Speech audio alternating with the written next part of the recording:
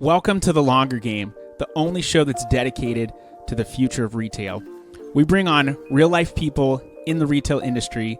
We talk about their experiences, we share their stories, we apply it to what's currently going on in the market, and we look towards the future of retail. You could say it's Retail Reimagined. My name is Michael Maher. I run a customized, done-for-you service agency called Cartology that helps brands win on Amazon. Now, while my expertise stems in the Amazon field, we bring on a wide array of guests because retail is expansive.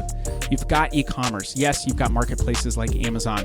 You've also got brick and mortar that is evolving. You've got logistics. You've got technology, finance. There are so many aspects to retail, and it's complicated. So we're here to bring you the entire story. Do you think that you have an interesting story and you'd like to tell it on the podcast? Then go to thelongergame.com and fill out a form to be a guest on the show today. You can catch The Longer Game on any social channels: LinkedIn, Facebook, Instagram, Twitter, YouTube, and our website, thelongergame.com. We've got all awesome guests on this show, so that I will promise. Are you ready to hear more about the future of retail? Let's get down to business. Welcome, everybody, to The Longer Game, the podcast where we talk all about retail. And Amazon is a big part of that retail ecosystem. And I know because that's everything that I do all day is just sit on Amazon and buy product. Not really, but sort of. And today I'm kind of a direct competitor, essentially, but Will Hare, he's a co-founder of Bella Vix, and he also runs an Amazon agency. But Will, tell us a little bit about yourself and what you do.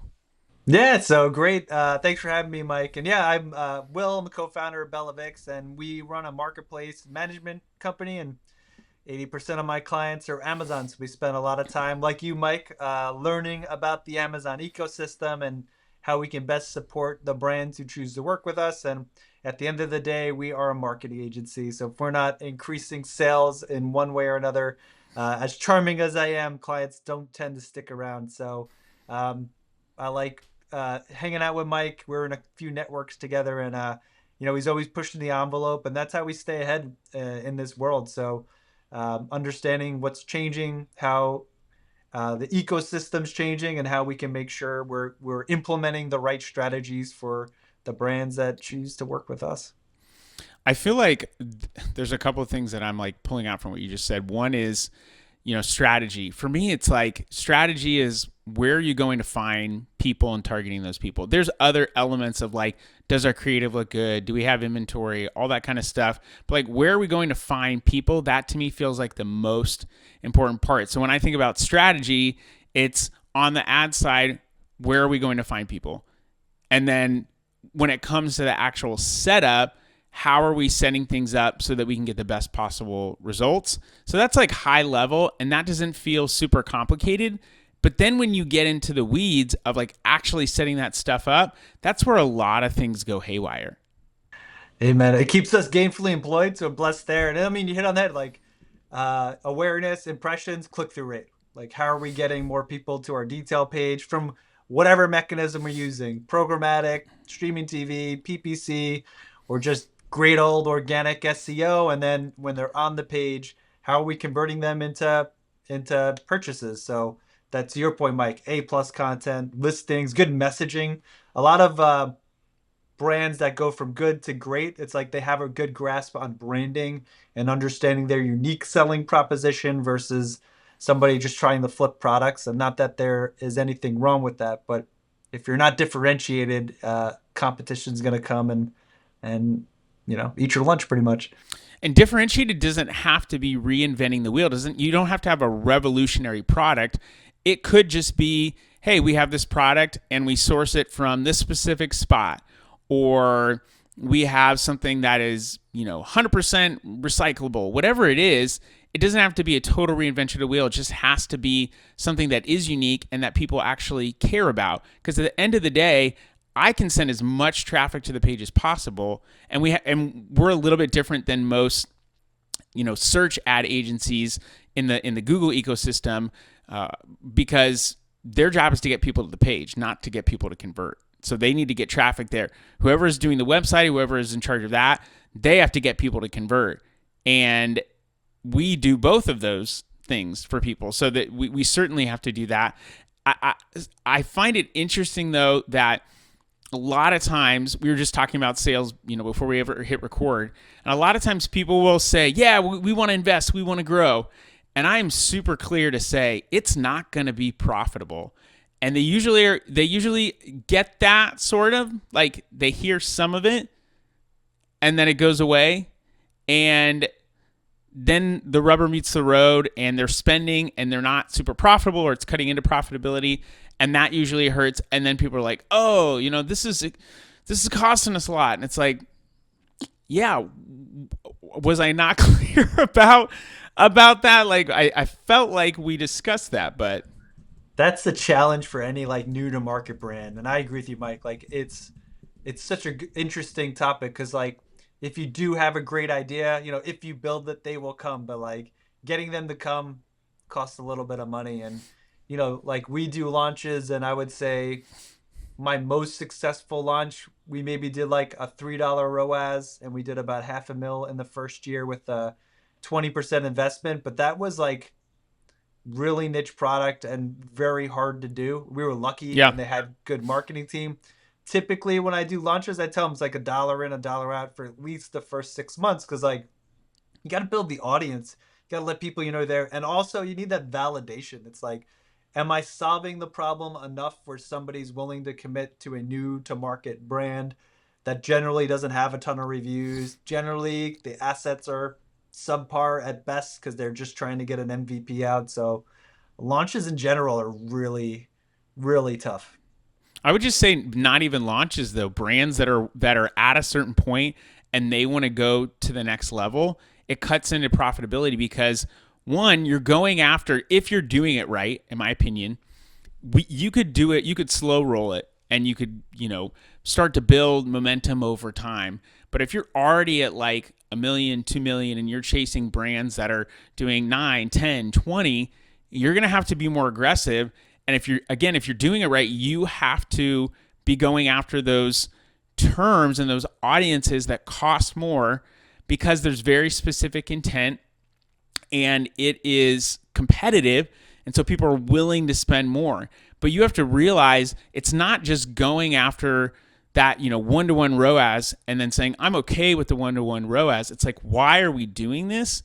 We're doing it because more people are searching this. Let's just, at a very basic level, going after a certain keyword. People are searching for this. There's a higher search volume. People are willing to spend more, especially when it comes to top of search. Most people don't go past page 1, so that's where we want to be. We have to be willing to go toe-to-toe with those people. And maybe we don't have a high return on ad spend because a lot of times always, it's dependent upon your price. So if you have a lower price, you might have a higher click-through rate, higher conversion rate, but that doesn't necessarily mean if your CPCs are higher, you're naturally going to have a lower ROAS. But why are we doing this? To have better organic placement. And if you can track that and show that to people at the end of the day, and then they see their top line sales grow, then it makes sense. It's just that weird, awkward, like let's just call it teenage, puberty phase where it's like things are growing and I feel weird. And I don't know, exactly what I'm turning into, but I know I'm a little uncomfortable. That's exactly what that is. Yeah, I was looking at it too. You're training the algorithm. So you're saying like, hey, I sell for these specific terms, but I sell even better for this, and there's a cost associated with it. And if you think about it from like the funnel perspective, is how I like to look at it. Your branded search campaigns are always going to be the most cost effective and the best ROAS because they know you. They're already customers. They have super high intent. If someone's searching your brand, they're already wanting to buy your products. Then the next layer up is like product oriented, and that's where it's like, how are we converting for people looking for widget A or surfboards, beauty cream, whatever that is. How are we converting there? And then if you have good conversions there, the third level is like, now we're conquesting, going directly after competitors, and now we're going after people who are in market, but they may be in that research phase. And like 60% of search starts on Amazon, so they're like, hey, I'm looking for the best 6-foot surfboard. I have surfboards in my mind because it's summertime here. Sure, yeah. So like where, they're going to be browsing and looking around, and like it costs money to be there, and understanding that all of that. So like, our KPI when we do advertising and I'm not sure if it's the same for you, Mike, but we're always looking at tacos because we know it needs to be a blend, a bottom up approach and a blend between the bottom and that mid and upper funnel, and understanding that ad spend impacts ad sales as well as organic sales. So that's typically, as we're thinking about growing brands, that's kind of what we're looking for. When I'm in the discovery recommendation process with a brand, that's typically how we'll talk about investment needed, like from a tacos perspective. Anyone out there who's not familiar with that, it's just your ad spend divided by your total sales. But the reason we do that is because ad spend influences your organic sales in the long run. Now, there's no metric that Amazon gives you, but we know that if you sell on a certain keyword, whether it's an advertised term or not, or whether your listing is advertised for that search term or not, Amazon shows that it's higher. There's a higher correlation between these two items, the stronger pull, and so they're more willing to show you ranked higher organically. And then there are other things you can track. I mean, if you're just looking at your organic rank, you're not going deep enough. You're looking at something that's superficial. You have to go and determine, do I actually have a good amount of click and conversion share? Am I actually increasing my share purchases on this specific term or on the terms that are most important to me that I'm going after? And then over time, we have been able to pull back on the cost of some of these terms because we're willing to take less of the impressions and bid lower because we don't need as much because we're already ranked high organically. But if you totally just cut off ads, you're going to stop showing, which is clear, but now you're not driving the same velocity that you were, and other people are going to start showing up there, and now they get to pay to be there and drive more conversions at a greater rate than you. And you look at like the ad placement now, like back in the day it was like sponsored brand ad, 2 ad spots, and then a bunch of organic results. Now it's like half the page. Ad. The first 10 listings are pretty much like sponsored listings. So yeah, half the page is a sponsored product, not to mention the sponsored brands with video, all that stuff. Exactly. And like to harp on kind of your points, relevancy. It's like it's always like the less relevant you are, the more expensive it's going to be. So like there's long tail that people love to go after. But Mike, hit on that. Like, once you stop investing, and like it's a good balance. It's like you want to rank for a keyword, and you want your ad investment to make you sticky around that keyword. And to your point, you'll be able to eventually scale back where it's like you don't need to over invest and not have a good ROAS, but like it takes time for you to train the Amazon algorithm to say, hey, I convert for 6-foot surfboards, root keyword, no matter what. And then now that I've proven it and we're ranking in the top 5, 10, generally the top 30, 35 spots of the first page, you can scale that back and maybe invest it somewhere else. And the goal is like, how many keywords can I get 1 through 30 organic placements on over a given period? And the more keywords you're indexing for, the better it's going to be for you organically. And it takes time. More visibility you have, the more likelihood you have to convert.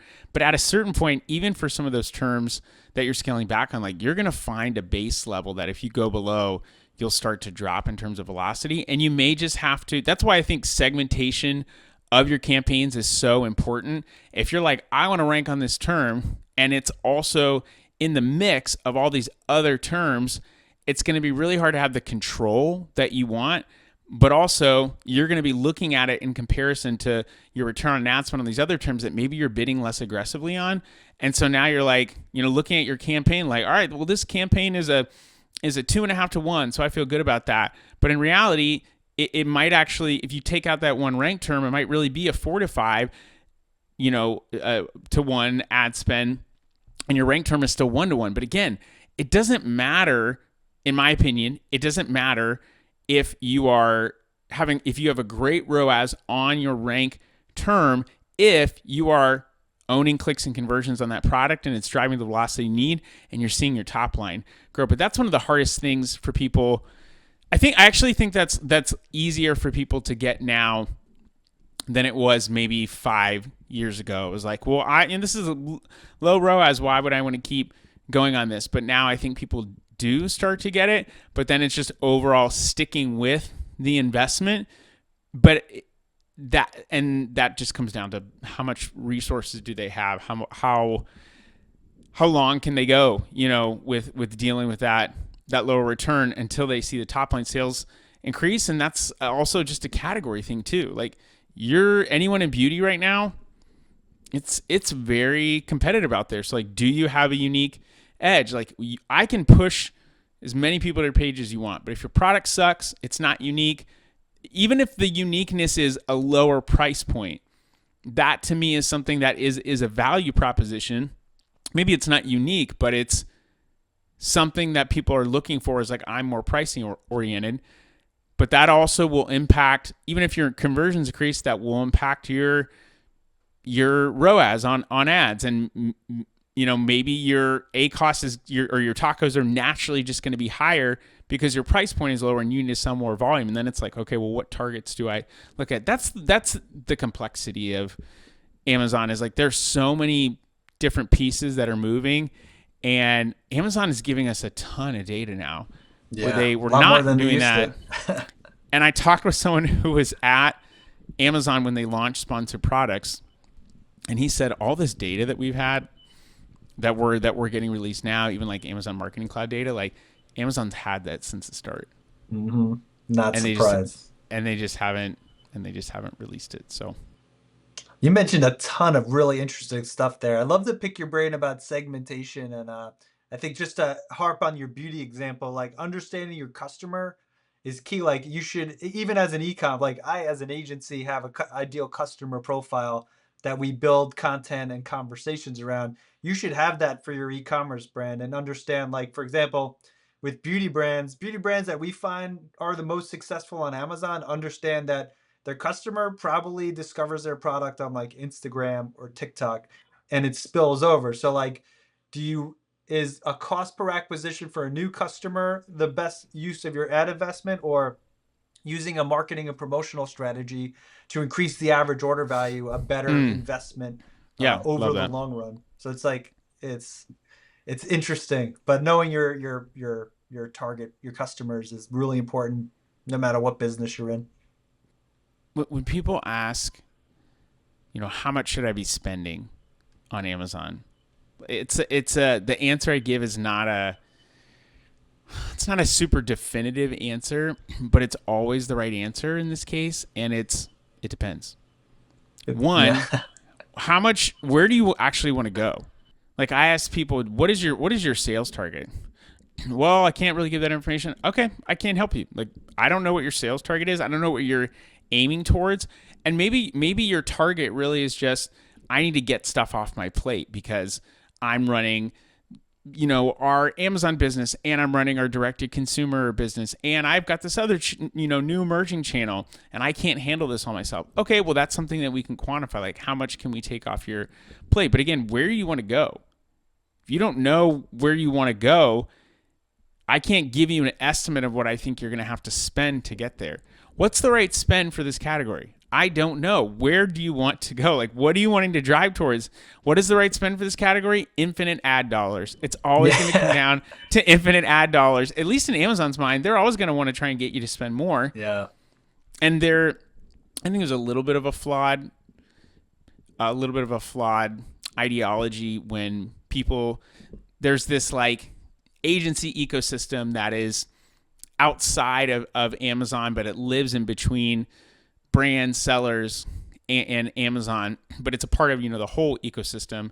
And someone who's like, well, we only charge flat rate, and anyone that's charging a percent of sales, like, they're just, more inclined to get you to spend more, which is, partially true. Like, why wouldn't you want someone to grow? But long term, you shoot yourself in the foot if someone can't become profitable. But then the people who charge percent of sales, or maybe percent of ad spend, well, people that are flat rate are, just trying to book more clients. And I'm like, you guys are wasting your time arguing or fighting about this. You still have to do good quality work at the end of the day. Yeah. Because you talked about a customer acquisition cost. There is a cost to acquire a new client. Mm-hmm. And there's only so much that you can afford to spend long term. And is that even the client that you want? Yeah, we all service like a certain client profile that's like aligns with what works best for our services. At the end of the day too, like, we won't take on super small brands anymore. We did early, when you start the Sure. business, Yeah. because you're learning who And you your just ideal. need volume. You need to Yeah. bring people on. You want to grow. So And to your point, like why we're incentivized as agency owners for you to leave great reviews, and what's the cheapest cost per acquisition? A referral from a happy brand. So like that's the money. That's what we're all working towards. Um, and you mentioned something interesting. So like when we have the conversation, I have like buckets and that we look at. So like if you're a brand and you're like, I want growth, and obviously, so you're to your point, Mike, it depends. But some I like to like give some thresholds. So like technically when we're looking at growth, I'm looking at like plus 20% total advertising cost of sales is like I would put you in the growth category. If we're in like a maintenance mode, I'm looking between like 10 and 20%. And that's for me to like maintain sales velocity, maintain ranking on keyword terms. And you got to look at this from like a product maturity perspective, like a new to market, a growth market. You're going to want to invest more and just like own more of that, more search, more sales, more demand. If it's like a mature market, like a beauty cream, which is like club everybody in beauty, or anti-aging, you might be in that middle market area. So it's like, hey, I just want to make sure I have a presence, that sales aren't declining, and so it's like it's healthy to be in that range. And if you're in a mature or declining market, you just want to maximize your profitability. So we would be like 5% tacos is kind of like what we target. So typically when I have these conversations with brands and they're like, hey, we're looking to do X, Y, and Z. Like in my head, I have like, okay, if you're looking to do this growth, are you prepared to do this type of investment? And if they are, great, we can go on to the next. If they're not, we're not going to be able to serve them to the best to get the results that they want. So we may have to step back and be like, hey, we're not going to be the right fit for this because you're not really, you say you're ready to invest, but you're not. You're not. This is what it takes.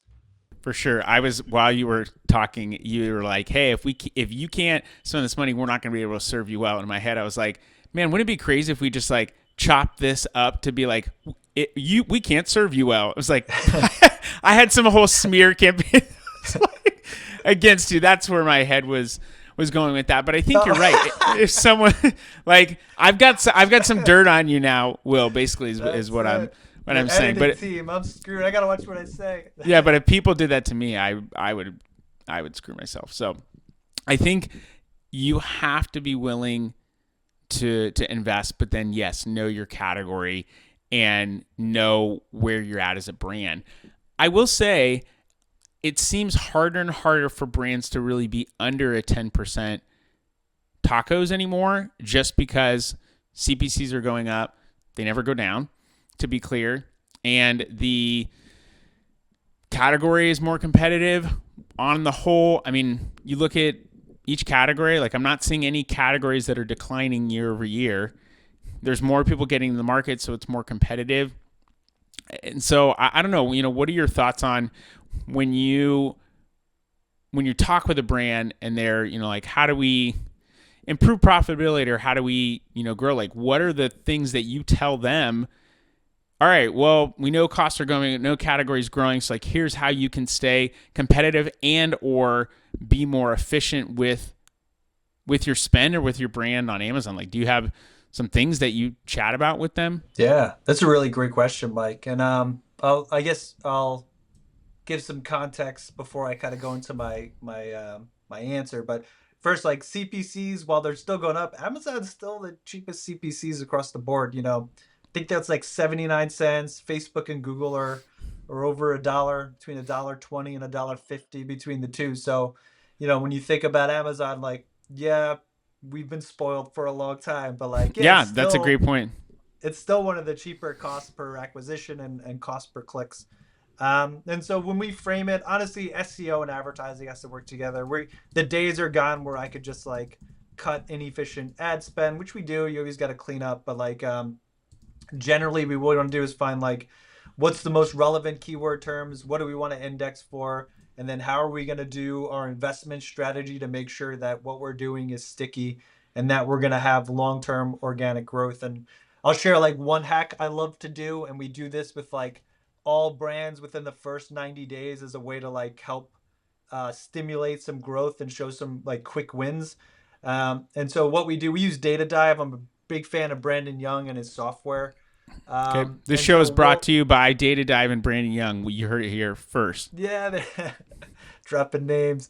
Uh, and so he has the rank radar I like to look at. So like I'll put the brand in and we'll see like what are we ranking between 20 and 40 spots and have a relevancy score above 60%, give or Like take. you're doing that at the very start. Like you're seeing before we ever touch anything Strictly from where the we ads see. perspective, the Sure. ops team, we work in tandem. So they're still like cataloging, any cleanup, customer service, all that other stuff.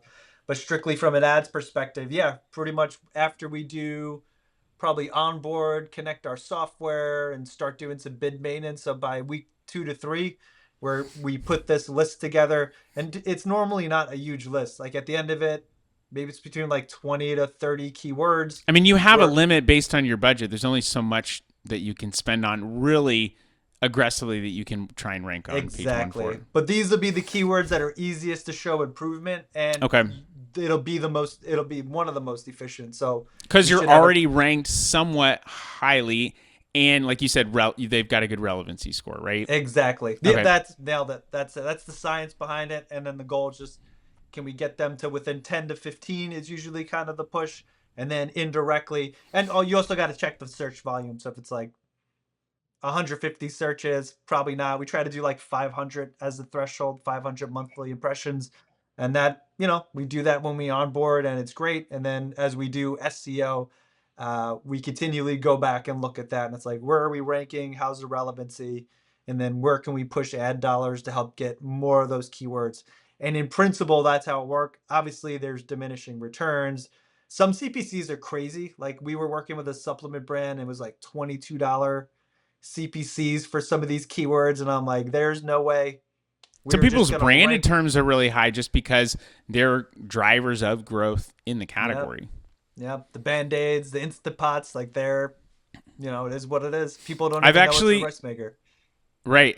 Yeah. For sure. It's become what is driving growth in the category. So instead of saying, I mean, like, the old one was an old example would be Crock-Pot or Kleenex. Like, you just need a stovetop cooker, not necessarily have to be the Crock-Pot brand, but they became so well known for doing what they do. And I don't think there was a ton of competition either. Maybe there was at the time, but now they've just become synonymous with the whole entire category. So, and that's actually something that I'll talk about with brands, or I've talked about with other people, is if you are big in the category and people are looking for your product, like most of the time when we go and audit a brand, especially from an ad spend perspective, there's like a couple of pretty clear problems.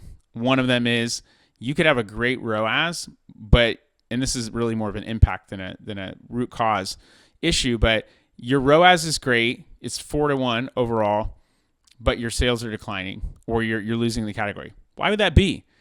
Well, one of the reasons often is you're spending too much on branded terms. Yeah. And that's always going to be a great ROAS, but it's not going to drive market share. However, if you are someone that is a leader in the category and now people are looking for your product branded as almost like a non-branded term, like a Kleenex, you may actually need to spend more on that to defend it because people are going after it because you're synonymous with the category. So again, it depends upon the category. I don't think anybody likes that answer. It depends, but it's true. Like what is the context of what we're talking about here? Yeah. There's so many different variables that you need to take into account. And then sometimes too, you just need to get the data. The data will tell you what and how to react. You mentioned something about segmentation. I'd love to get another agency's perspective. When you guys are setting up accounts or taking over accounts, like how do you look at campaign and portfolio segmentation? How do you make sure you have the most control? And I can share how we do it too. I ask the questions here, Will, okay? I'm just kidding. I look at, one of the things, like just from a math perspective, like segmentation makes sense. I'm sure you've seen this. I'm going to use super even numbers, but someone will have 100 targets in a campaign. And let's just say they only have one ad group, which is probably also not likely, although I do see that more. Let's say you've got one ad group in one campaign, which almost at that point, it's like, why do we even have an ad group? Like, I just want a campaign. Like, it's just an additional piece of naming convention that I have to come up with. But if you have 100 targets in a campaign, and let's say your campaign budget is $100 a day, you're now, and then let's say your average CPC across every single one of those terms was $1. You're now basically telling Amazon, okay, well, like, I'm willing to spend $1 on each one of these terms and get one click for each term a day. That's what you're telling them. That doesn't mean that's what's going to happen. Are you expecting that your conversion rate is 100%? Because if so, you're crazy. It's never going to be 100%. And Amazon is automatically going to, we can call it optimize, but they're going to spend on the terms that are generating more impressions, getting more clicks, and getting more conversions. So you're doing one of two things. One, you're saying, I think I'm going to have a 100% conversion rate. You're not going to. The second thing is, hey, I'm okay with these terms that I thought were relevant, just leaving, like, not getting any ad spend on them. Why do that? Like, the math or the logic doesn't make sense. So when I think about segmentation, I'm thinking about how segmented can we get without it being too crazy? But also, what is the reason I'm targeting something? So if I'm wanting to go toe to toe with a competitor, I may not run after their keywords like at a high level, but I might go after specific ASINs and show up in search and show up on their product detail page.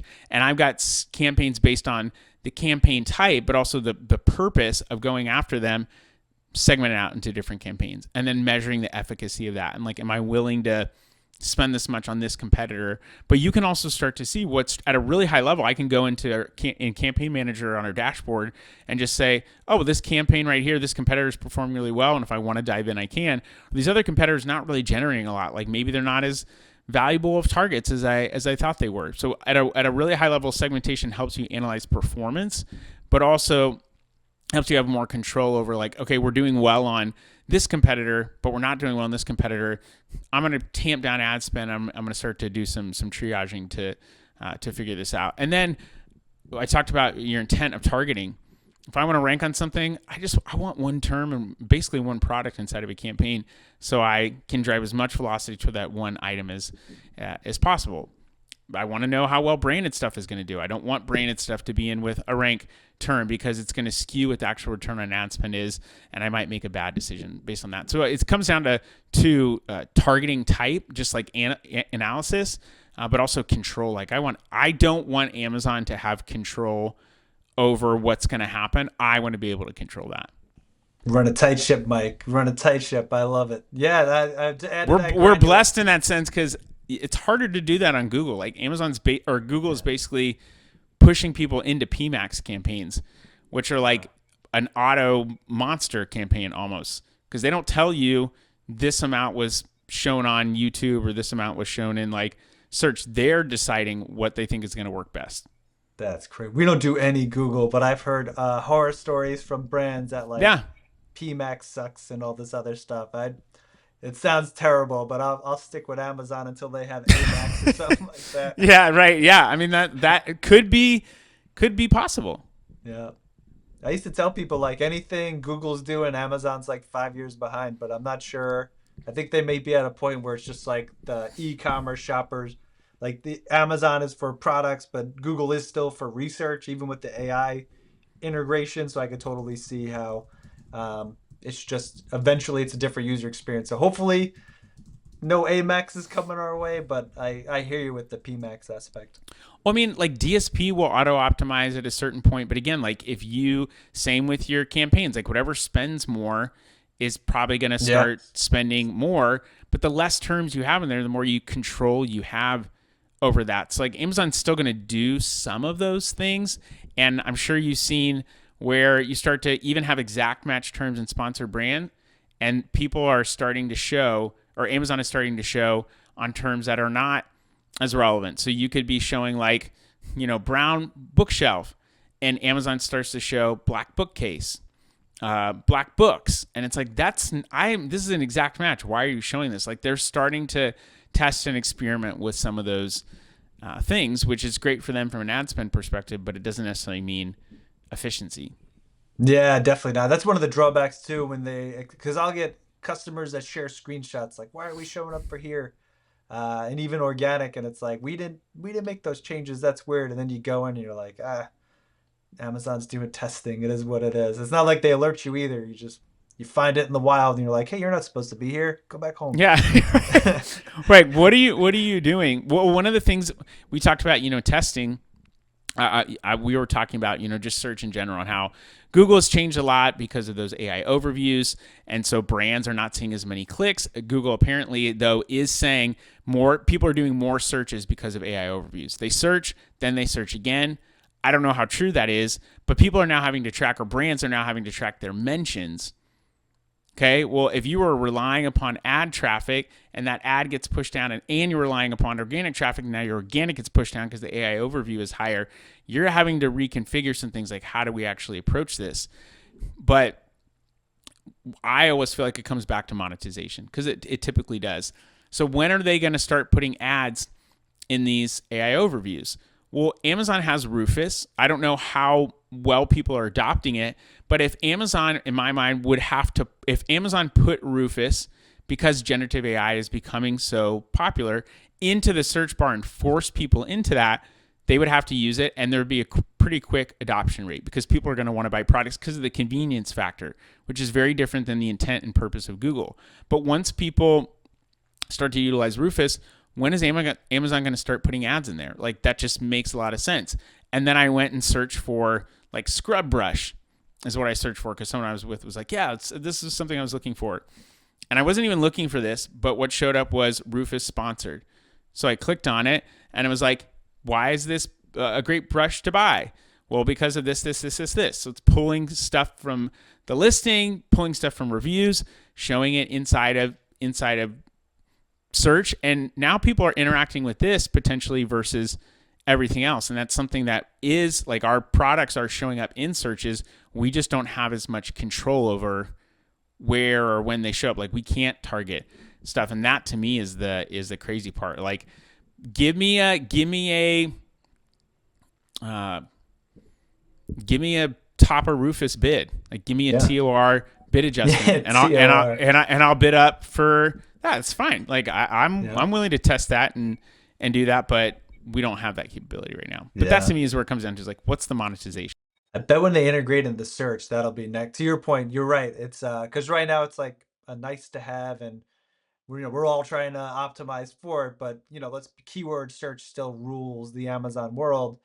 I do like the buyer guides that they automatically generate. That's personalized. I know that's like a Rufus creation, but how many shoppers actually, like, I look at my mom, who is older, obviously, and like her use of technology, like, she's never gonna find Rufus unless Rufus like pops up on the front, tapping on the front of the screen, like, hey, ask me anything, I'll find the best product. But like the little paperclip guy in Word. Yeah. Clippy. What was his name? Clippy, is that right? That's right. Throwback, man. That's right. But younger generations, Gen Z, they apparently prefer ChatGPT over Google. So they're going directly there. The other layer on this is places like ChatGPT, Perplexity, Claude, things that are like crawling internet, they're crawling Google essentially and the web, but for all this data, and they're not having to pay to get that right now. They're crawling Amazon too. You can search and it'll pull up Amazon listings. At this point, I use ChatGPT for everything. So I'll get recommendations, and one or two of those recommendations won't link to a website. It'll just link right over to Amazon. So obviously it's scraping it somehow. I'm not we are tech people, but like, I don't understand it on that level, but it's infiltrating everywhere. It's crazy.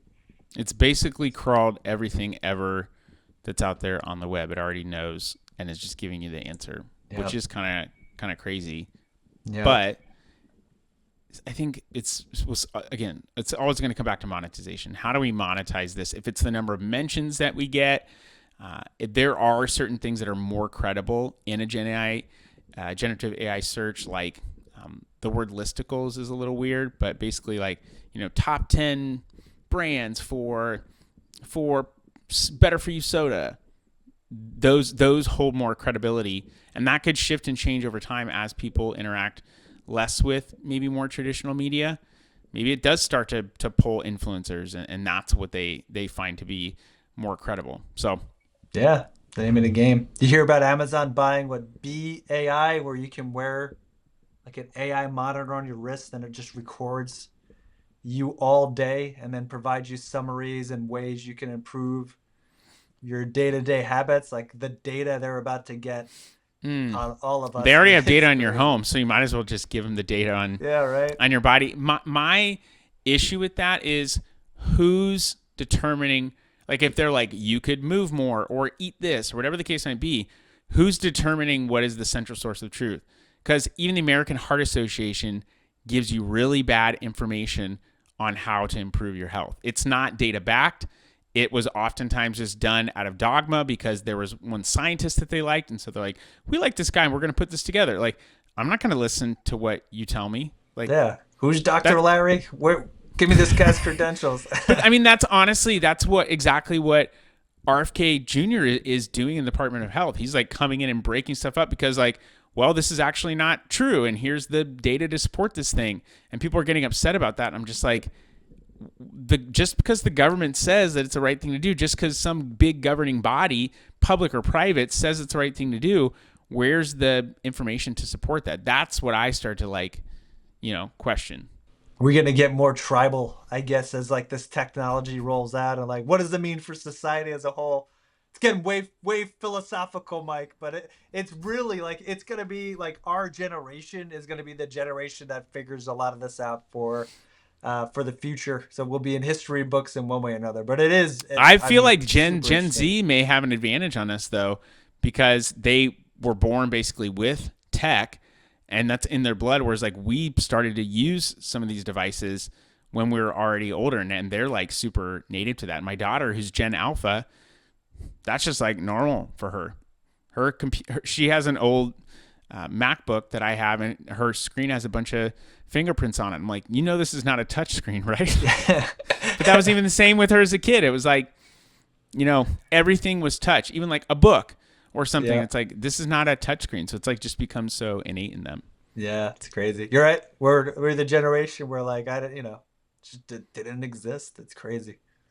So if people want to know more about what you're doing, Will, where should they go to look? Should they look in a philosophy class, a philosophy 101? They should definitely. Socrates and Plato, they have tons of my information. Just chat GBT it if you don't know who that is. I'm on LinkedIn, Will Hare, like in your head with an E. Check me out. I publish stuff all the time. And if you're not already, but you probably are, you should definitely check out Mike. I follow a lot of his content, and world-class, man. I really appreciate being on this show. Oh, you're kind, man. This was a fun conversation between colleagues. So thank you for having me on. Yeah, thanks for coming, man. All right, people, that's all we got. Until next time. All right, that was the show. What did you think? That was the longer game. We would love for you to share the show with other people and to leave us a review of the show. So go to iTunes, go to Spotify, you can go to YouTube, comment, leave a review, and share this on any social channels that you are active on and wherever you have influence. We want to share this story and stories like it to as many people as possible. Do you have a compelling story and do you want to come on the podcast and talk about it, and you're in the retail industry? Then go to thelongergame.com, fill out a form, and we will contact you about coming on the show. You can find us on any social channels, Instagram, LinkedIn, Facebook, Twitter, and you can go to our website, thelongergame.com, to actually read all of these episodes in blog form in text, because we know not everyone's going to listen. This podcast is brought to you by my agency, Cartology. We are a customized, done-for-you service agency that helps brands win on Amazon. It is super complex selling on the Amazon marketplace. We help simplify that for you. This podcast is also brought to you by Podcastify Me. They are a full-service podcast production company that designs podcasts around people who are paid for their advice. That is coaches. If you want someone to help create, strategize, and distribute your podcast to the masses, go to podcastify.me to find out more. I've so enjoyed that you've been a part of the conversation and that you've given up your time to hear these people's stories. We'd love for you to share. If you want to find out more, just go to thelongergame.com. Hope you have a great rest of your day. Stay blessed, and until next time. Cheers.